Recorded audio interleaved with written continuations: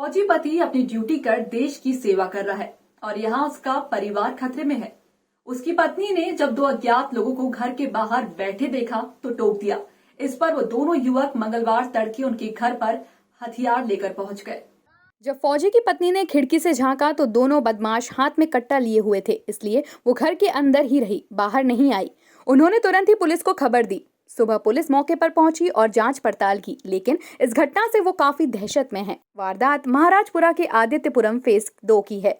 सरोज परमार के पति अरविंद सिंह परमार फौज में हैं। वर्तमान में वो राजस्थान के जैसलमेर में ड्यूटी पर तैनात है। यहाँ पर वो अपनी 2 बेटियों और बेटे के साथ रहती हैं। पिछले कुछ दिन से वो देख रही थी कि 2 बदमाश उनके घर के आसपास बैठे रहते हैं। उन्होंने उन दोनों को टोका कि यहाँ मत बैठा करो। उस वक्त तो वो वहां से चले गए, लेकिन मंगलवार तड़के करीब 4 बजे दोनों बदमाश उनके घर के बाहर आकर खड़े हो गए। उन्हें गाली गलौज करना शुरू कर दी। इसके बाद उन्होंने घर पर पत्थर फेंके।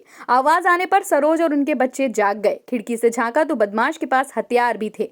उन्होंने तुरंत ही पुलिस को फोन कर दिया। दूसरे घर पर भी पत्थर बरसाए गए। करीब आधा घंटे तक दोनों बदमाश हंगामा बरसाते रहे। इसके बाद वहां से आगे जाकर एक दूसरे घर पर भी पत्थर बरसाए। हालांकि कॉलोनी के कुछ लोग जाग भी गए थे, लेकिन उनके हाथ में हथियार देखकर किसी ने भी उन्हें नहीं टोका। पुलिस अब सीसीटीवी कैमरे खंगाल रही है। हो सकता है कि बदमाश उसमें नजर आ जाएं। फिलहाल सरोज थाने जाकर उन बदमाशों के खिलाफ FIR करा रही हैं।